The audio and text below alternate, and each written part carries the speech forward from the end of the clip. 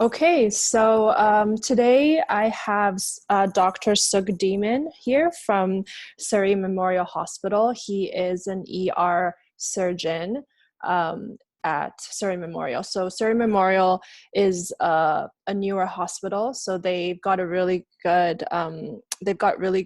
equipment and also more space. So they've kind of been the center of infection and disease control during all this COVID stuff. So Sukh, I just wanted to give you the floor and maybe talk a little bit about yourself and what you've been doing. Sure. Um, I'm an emergency physician, so we're on the front line. So we're kind of like the canary in the coal mine. So we saw this starting in individually and as a group, starting in Wuhan, and the risk of this pandemic spreading and spreading all over and coming to affect us as well. So it's been an interesting process to Mhm. see it, then experience it, and be part of it, and like the risk that entails as well. I work at Surrey Memorial in the emergency department. So, like you said, we're lucky. We've had a newer emergency department and a new tower, and we're also the biocontainment unit for the province. So uh, we're very lucky. We've got excellent resources to deal with this pandemic, and I'm really lucky. I work with a great group of emergency physicians and colleagues. So we've been lucky. We've been able to be prepared, and I think we've been ahead of the curve Mhm. to be able to deal with this.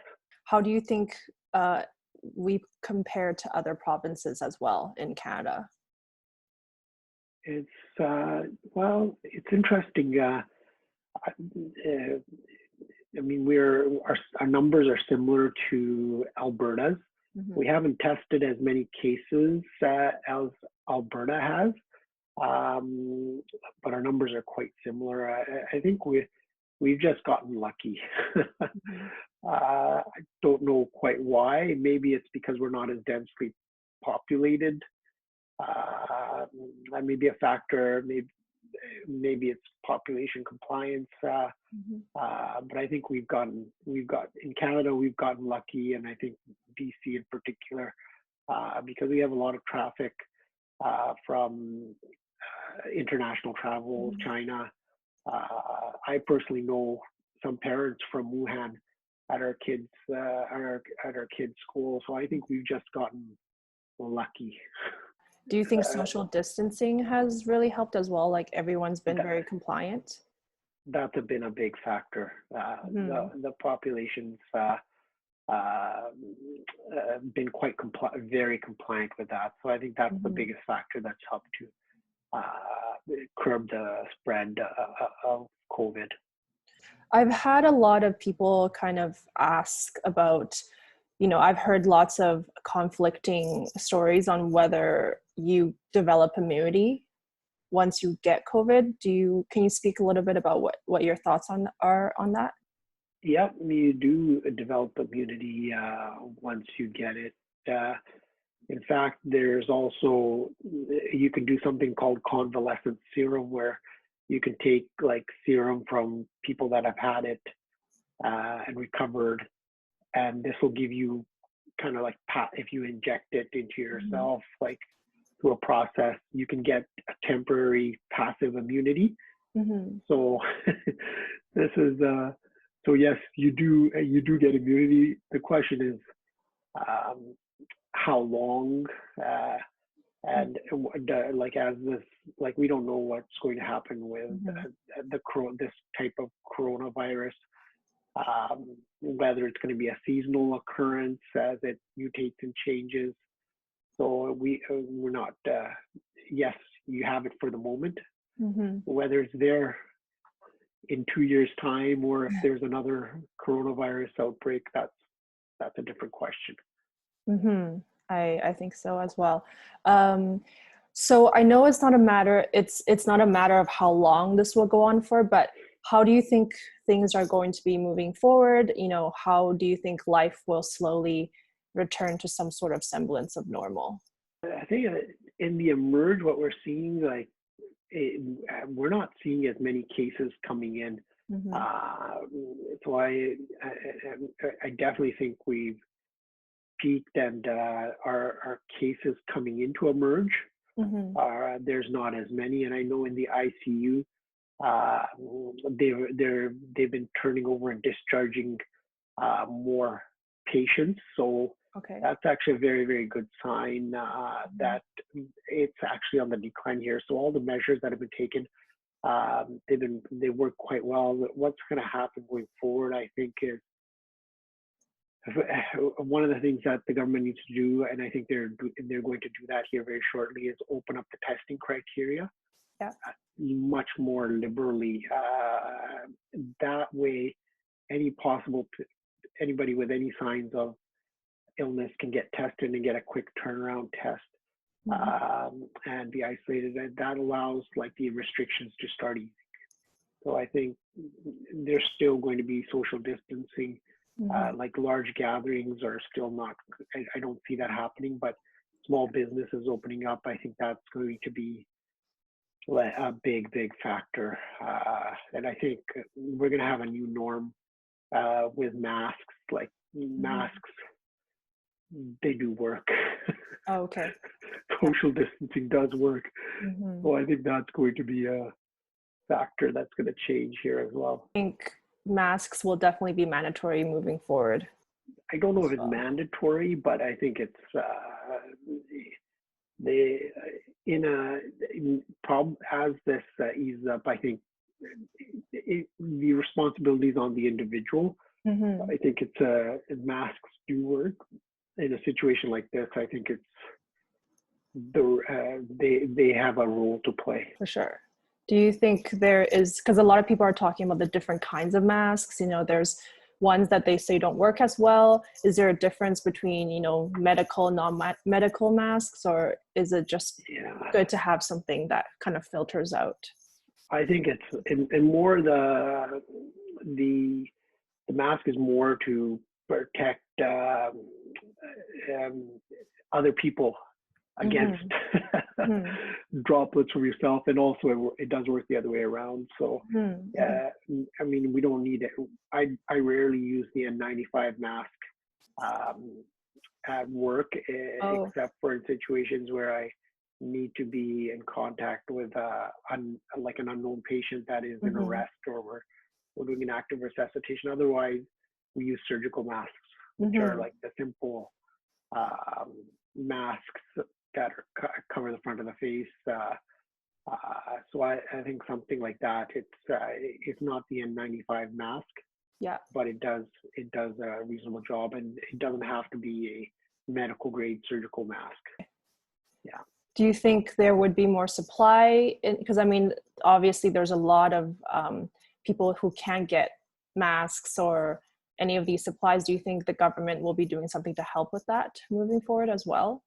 I think a lot of this, like, this is not like a lot of this doesn't need to be medical grade masks. So I think there's stuff that you can fashion at home. Okay.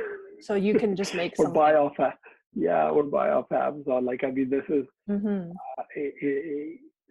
this is not like it's not like an N95, which is a very elaborate process to create this or manufacture this mask. Like, this is simple, kind of just a barrier protection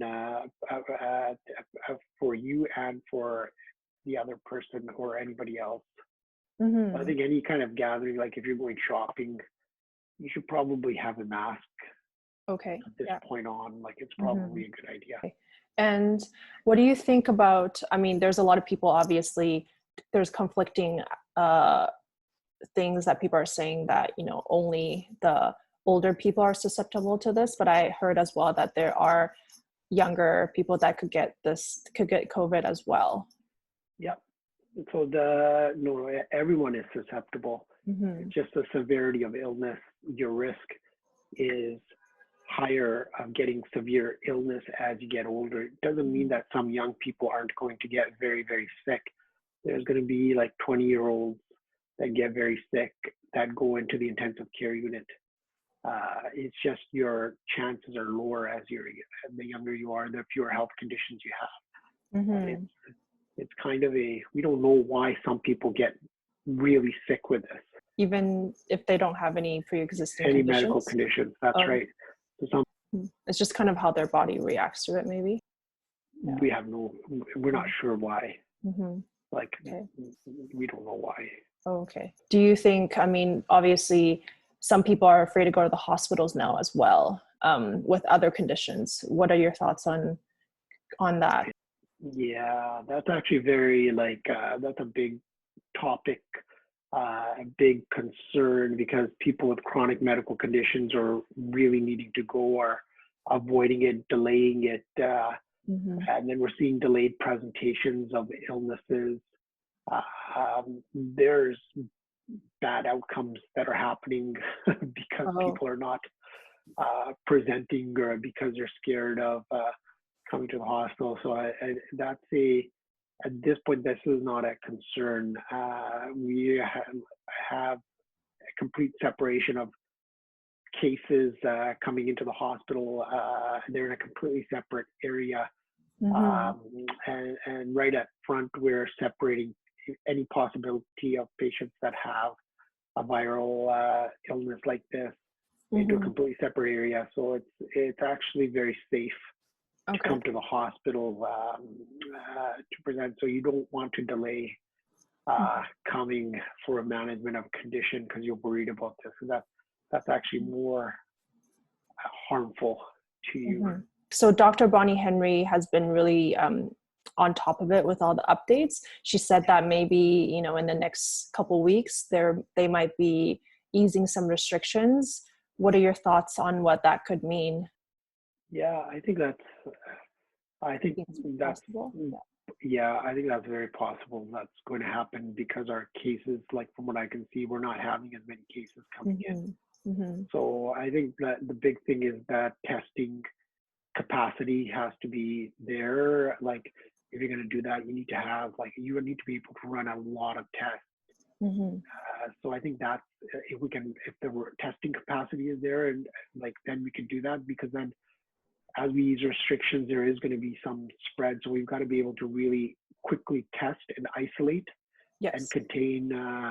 If you can do that, rapid testing and large scale testing, then you can start easing restrictions. So easing restrictions, like we talked about, small businesses. I think families can start gathering again. I think that's a big thing. I don't know about schools reopening, but maybe grade 12 students or grade 11 students can get with social distancing together.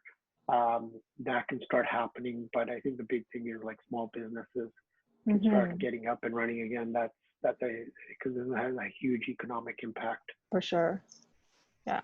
So I guess we've touched on a few of these things as well. So do you have any kind of advice, for how you should go about your daily life after, as we kind of ease restrictions and kind of start getting back into normal life? Because a lot of people are talking about there possibly could be a second wave of this in the fall. Yeah, there's a possibility. I think number one, if there's any sign of any illness, I think people are a lot more aware. Before, we just, even I would go to work with a cold, but now there's no possibility of that. You better really stay home and then getting as the testing criteria open up, getting tested. That's a big thing. Wearing a mask, if you're going to be in a gathering outside, like a shopping mall or shopping, I think it's probably a good idea. Hand washing is really important. I think these are small things that make a huge difference going forward. I think if you want to be extra prepared or vigilant, one of the things, having a thermometer in the house is probably a good idea. The other thing is having you can get a portable old oxygen sensor on your finger. It's something you can get from eBay for about $25 to $70. like that tells you your oxygen saturation. So Oh, okay. that's might be a good idea to invest in that going forward, just to have it in the house. Because one of the things that like happens with this is that with coronavirus is that as you start to get ill with it, your oxygen saturation start to go down. That's one of your kind of first signs that this is probably not just a cold. Yeah. Okay. Is there anything else you think is important to mention? Kind of for people to No, know? I think this is. I think this has been a. No, I think those are the big points. Like this is. It's. We've been very lucky here in BC.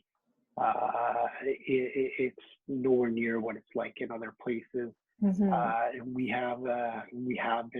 lucky we've been prepared. Our social system has held up through this, so which is we're very fortunate. Yeah, So, for sure. but I think a lot of it's luck as well. So we've been really fortunate because of that. Yeah.